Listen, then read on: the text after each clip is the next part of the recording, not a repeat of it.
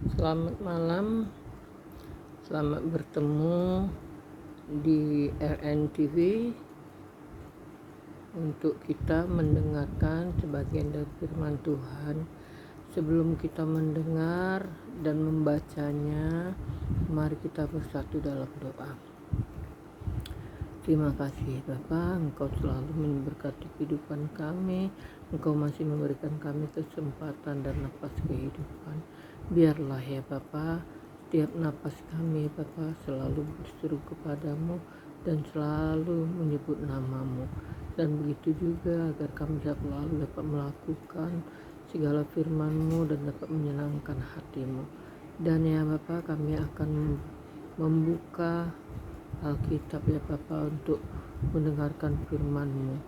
Sebelum kami membaca dan mendengarnya, senantiasa Kau urapi hamba-Mu ini agar Roh Kudus-Mu selalu ada di hati, sehingga bisa Kau berikan hikmat, sehingga bisa menyampaikan dengan baik firman ini dan dapat dimengerti oleh saudara-saudara terkasih dalam Tuhan.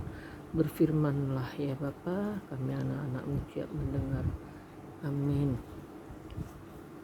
Bacaan hari ini terambil dari kitab Matius 7 ayat 7, yaitu doa yang dikabulkan. Kita ambil dari Matius 7 ya, hal menghakimi. Dari Matius 7 ayat 7 bunyinya, hal pengabulan doa. Mintalah maka akan diberikan kepadamu, carilah maka kamu akan mendapat, ketoklah maka pintu akan dibukakan bagimu. Itulah firman Tuhan. Kita sebagai umat Kristen, kita selalu berdoa, tetapi doa itu hanya mengalir begitu saja tanpa ada keyakinan dan ketulusan. Dan kebanyakan juga kita itu berdoa dikala kita butuh sesuatu, dalam kesusahan, dalam kesenangan kita lupa sama Tuhan. Jadi saudaraku yang terkasih di dalam Tuhan, Tuhan itu menghendaki kita itu selalu berkomunikasi kepadanya. Makanya kata Tuhan, jikala kita susah, kita mintalah, maka Tuhan akan memberikan. Kita harus mencari, carilah, maka kamu akan mendapatkan. Ketoklah, maka pintu akan dibukakan bagimu. Ya, maksud firman ini, kita selalu mau mencari Tuhan, meminta, mengetok pintunya. Dia akan bukakan dan dia akan memberi.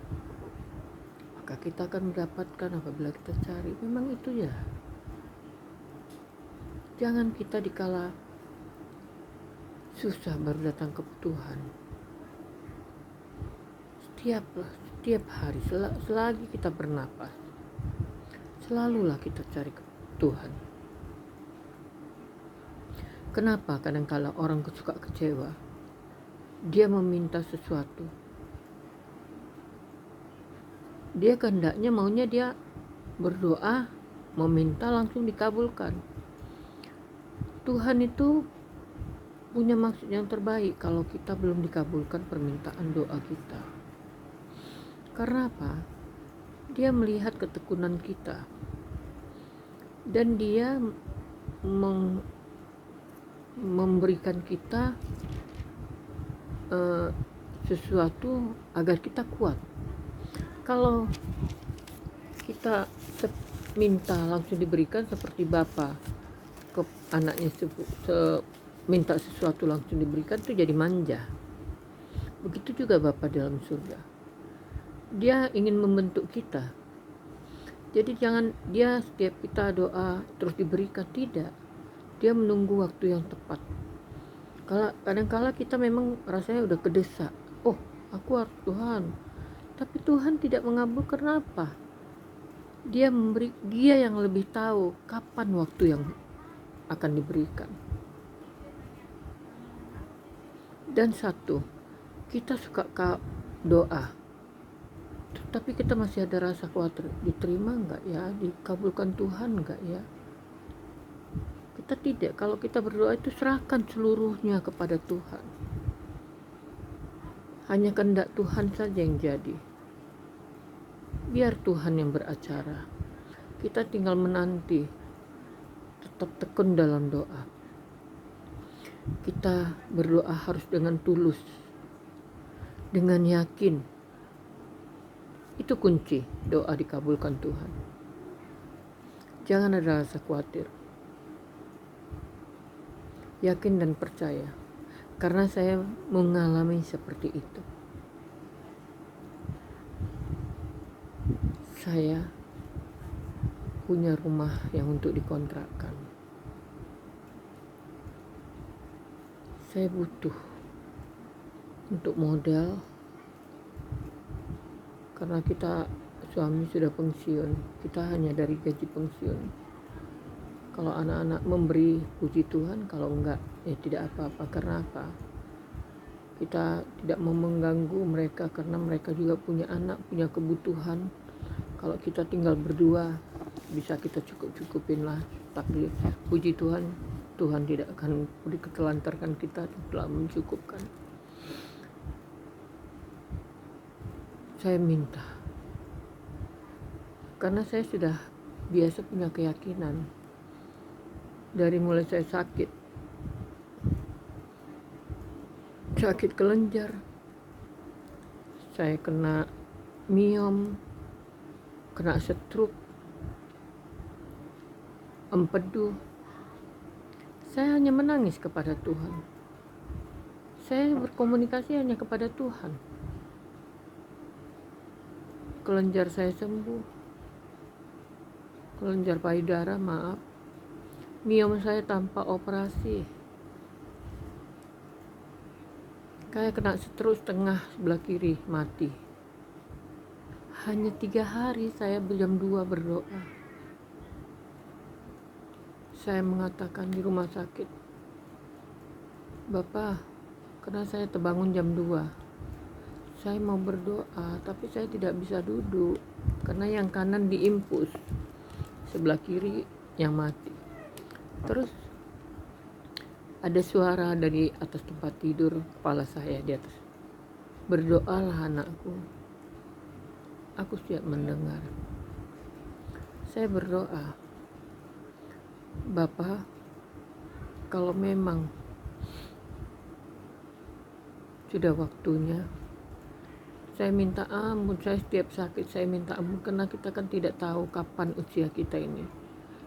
Mohon ampun Tuhan untuk kesalahan. Saya minta ampun duluan. Itu yang selalu minta ampun ya Bapak, kalau aku menyakiti hatimu, kalau aku tidak menjadi pelaku firman-Mu, ampunkan.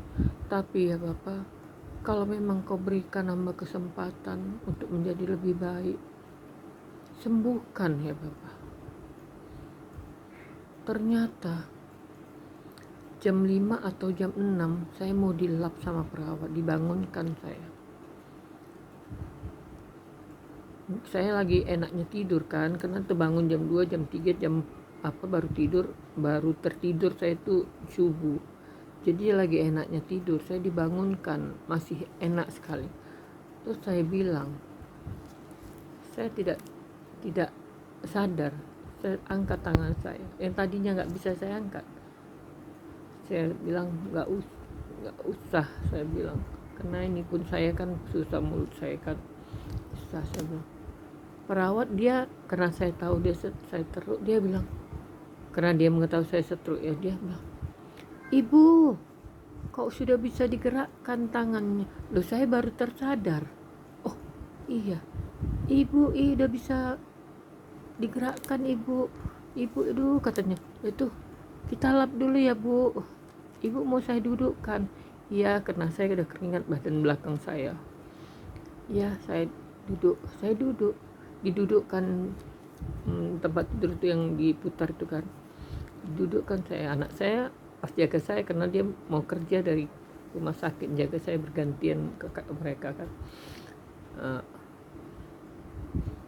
Itu saya bilang nggak usah, saya mau dimandikan anak saya, karena udah 3 hari nggak dimandikan, dilap tuh rambut ini nggak enak. Jadi saya ya, oh iya Bu, iya, saya tetap dipegang karena masih seperti zombie ya, masih belum stabil. Dipegang anak saya didudukkan di atas WC, didudukkan saya di situ, saya dimandiin air hangat sama anak saya. Katanya, "Mama udah sembuh loh," katanya. Iya nak, bilang saya, belum bisa apa, saya masih saya tidak percaya. Sungguh ajaib Tuhan. Itulah yang saya rasakan. Udah mandi, saya diganti baju yang bagus, taruh minyak sama anak saya, disisirin rambut saya jam 8 atau jam 9, karena saya itu kan tertidur, udah diapain anak saya, dilap mandi, dia pergi kerja, saya tiduran. Terus datang visit dokter bilang, kan mungkin perawat lapor ya. Oh puji Tuhan, kebetulan dia Chinese tapi Muslim. Muslim apa udah saya kurang tahu. Udah itu dia karena perawat itu kan pada Muslim, saya dibisikkan di telinga saya, Tuhan Yesus sayang ibu. Haleluya. Dia mengetahui begitu besarnya kasih Tuhan. Saya 5 hari keluar dari rumah sakit, semua sudah normal, cuman hanya saya pemulihan untuk saya jalan sendiri masih dipegangin karena takut saya jatuh. Sebulan saya sembuh total. Masih ke Medan lagi saya jenguk. Kebetulan mama saya waktu saya kena stroke tanggal 11 bulan 5 tahun 2016. Mama saya meninggal tahun 2016 tanggal 16. Jadi karena mereka tidak mau memberitahu, dikasih tahulah kepada saya bahwa mama saya meninggal. Saya hanya bisa menangis untuk perpisahan kepada orang tua biasa. Dan setelah itu saya dibawa suami saya ziarah ke makam mama saya karena dia menunggu saya waktu sakit. Setelah mengetahui saya kena sakit, dia pikir gak ada pengharapan. Dia hanya menangis, langsung dia matanya tertutup, tidur untuk selamanya. Itulah saudaraku, mama saya Muslim, kakak-kakak saya Muslim. Saya pengikut Tuhan Yesus, saya dipilih Tuhan. Tapi selama dipilih saya banyak kekurangan. Tidak melakukan seperti yang Tuhan kehendaki, menjadi pelaku firman. Saya masih suka marah, suka mengandalkan diri sendiri. Saya dipilih jadi majelis, saya menolak. Banyak hal yang saya mengecewakan Tuhan. Jadi saya bisa melayani di YouTube ini agar teman-teman, saudara-saudara yang terkasih dalam Tuhan, andalkanlah Tuhan. Berdoa adalah salah satu komunikasi kita kepada Dia. Engkau akan mendengarkan suara Tuhan kalau kita dekat kepada Tuhan. Yakin dan doa yang tulus. Saya sudah begitu banyak dengan doa yang tulus, mujizat terjadi. Percayalah saudaraku, saya bukan Kristen dari kecil, tetapi saya, bahkan warisan saya, opung saya, kakek saya itu raja tanah. Siapa yang tidak mengenal? dari Sinaksak, Siantar sampai ke beribu hektar. Saya tidak diberi warisan karena saya Kristen. Saya mau dibagi asalkan saya kembali. Saya bilang tidak, biarlah saya tidak dapat. Tidak masalah. Saya punya Tuhan Yesus. Tuhan selalu memberikan, tidak kaya, tapi saya bisa menyekolahkan anak-anak dengan pegawai negeri suami saya. Dan saya pun pernah bekerja. Tahun 2014 saya berhenti bekerja karena anak saya mengatakan kalau saya kawin, mama tidak boleh kerja lagi, di rumah saja. Itulah yang saya bisa berikan kesaksian, hanya andalkan Tuhan.